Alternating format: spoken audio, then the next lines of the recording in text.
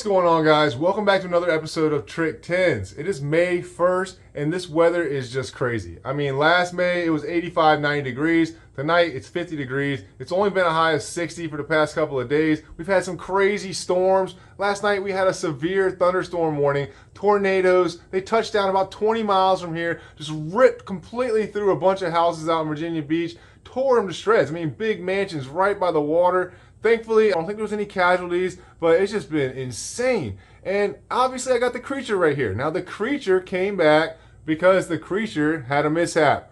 Nothing I did, nothing Billy did. Billy fished a tournament 2 weeks ago. He was on his way home and somebody just rear-ended him, slammed right into the back of the creature, tore the motor to pieces. I mean, destroyed the motor, broke the bracket that mounted it onto the jack plate in half. Motor's just laying on the ground. So the motor's toast. Now, this story has a silver lining to it. The person that hit him did have insurance, and the main thing is that nobody was hurt. Billy was okay, and the other driver's okay, but unfortunately, this brand new boat that Billy waited 8 months to get, and then it took me 4 months to build this thing, took some damage. I mean, the guy hit him going at least 20, 30, maybe more, I don't know. But it was enough to destroy the motor and cause some damage on the back of the transom. He has not gotten his insurance check yet, but I guarantee you that it's going to pay for everything that I'm going to do to this to fix it up. He did go ahead and buy this brand new Daihatsu outboard, and this thing is sick. It's going to be way better than the Yamaha that was on here, but it costs about $3,000. He bought this out of pocket because he needed to have it. He's going to go fish a tournament this upcoming weekend, and unfortunately, the insurance is just giving him the runaround because this boat is only valued at like $3,000 for the hull. They don't understand that he has $10,000 worth of work into this thing to make it look like this, plus all the electronics and stuff in here. That's another 10 grand. So it really sucks this happens to Billy. I feel terrible for him. To be honest with you, this happened over spring break. I was literally sitting on the beach in Lake Gaston chilling, and I don't even have good reception there. But the one phone call that got through was Billy calling me to let me know, hey, yep, the creature got rear-ended. I'll see you when you get back from vacation. I need your help. So I was kind of bummed about that. The damage isn't as bad as I thought it was going to be, though. I'm going to turn this camera around. I'm going to show you all what we're dealing with, and then I'm going to tell you how I plan to fix it, and we'll get this thing fixed up. Let's get back to work. All right, guys, so you can see this brand new Daihatsu motor.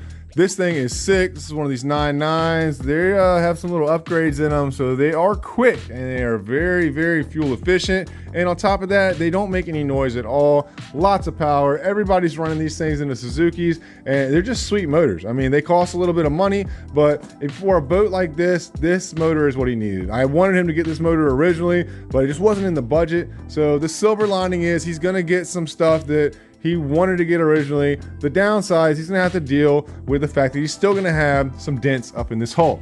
Now look down here on the transom. The jack plate, everything's fine. I mean, this stuff, the whole build I did is just perfect. There's no issues with this. The only issue is down here. Because I guess when the car hit him from behind, it basically just hit the back of the motor. It broke this bracket right here, and it just smashed the entire motor right into the bottom right here. He's got a significant dent in here. His paint is all jacked up, which really sucks because the paint is so beautiful, but I mean, it is what it is. You can look at it from the side. It looks like it doesn't really have any damage going across this point right here where the bottom of the hull and the bottom of the transom meet right here. It looks like it's still straight. It just dents in real bad right here. So what I'm going to do is I'm going to put probably like a block on the outside of this. I'm gonna get on the inside through this hatch, and I'm gonna smack this thing with a maul, a rubber hammer, as hard as I can. Try to get it as flat as I can. Now it is below the water line. The water line sits up here, so it's not gonna be seen when he's in the water. It's not really gonna affect the boat at all as far as it being out on the water and handling or anything, but it's an eyesore. And it sucks because it's a brand new boat. It did do some damage under the bottom too. You can see right there, we've got a pretty decent crack. Split that thing wide open. I am going to have to weld that, but considering all in all the damage, I don't think it's that crazy. I mean, I would give that damage to have this motor right here all day long because I'll just weld that sucker up and be done with it. This paint though, he's gonna have to figure that out. You know, he's a painter, so if he wants to paint it, I'm sure he can find a way to blend this and make it look a whole lot better. It's never gonna look like it wasn't there because it's going to still have some type of ripples in here. There's no way to fix this permanently and make it look like it never was in an accident without taking this whole transom out and replacing the transom. Now that was an option. He could do that. We could cut this thing along this weld all the way around here and replace the entire transom. But if we did that, then we're gonna have to get this wrap redone and we're gonna have to do all this paint. It's just a whole lot more work. This is the simple fix, and I think this is his best option. Luckily, there was no damage to the trailer. It did mess this buckle up right here. This one doesn't work anymore. We're gonna have to replace that. But all in all, I don't think it's too bad. I'm gonna go ahead and I'm gonna get this motor off of here because I might have to adjust the height of this jack plate for this Daihatsu motor. It is a different height for the shaft length. This is on a true 15, and the old Yamaha that was on here was actually 17.5. So this might have to come down a little bit. I'm gonna look at that, but right now, I'm gonna try to get this dent out of here. Now the dent is right down here behind the bilge pump, so of course I'm gonna have to remove this bilge pump, get this whole area cleared out. That way I can get in here and swing a hammer and hopefully I can smack that thing out and make it look halfway decent. I gotta get this thing fixed up, guys. Billy's trying to fish a tournament this weekend, so I gotta get back to work.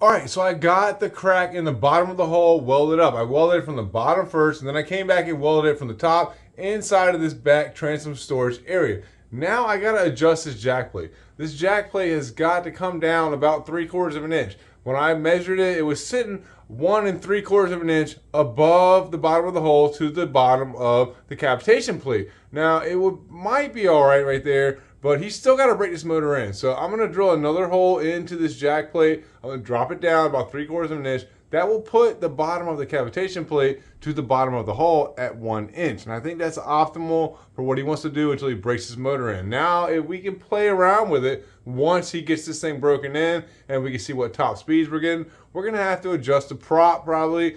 It depends on the RPM. When you're trying to tune in your motor, if you want to get the top speed, you have to take into consideration the maximum RPM that motor can run with a full load in the boat versus the maximum speed you can get.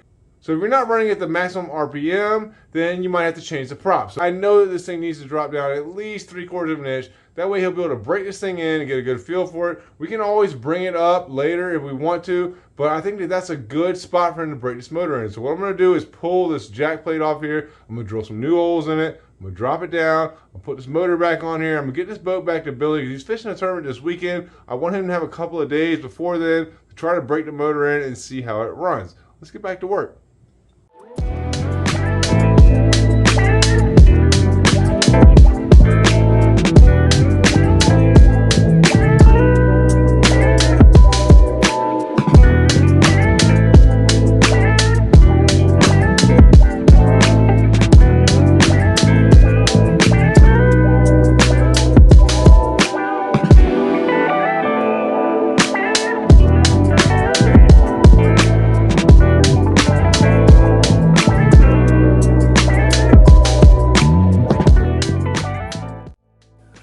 All right, so I got the creature fixed up. Billy took this boat out. He did the whole break-in period for this motor, and he was running top speeds of about 26 miles an hour. I appreciate you guys watching. Hit that like, subscribe button. I'll see y'all next time. I got to get back to work.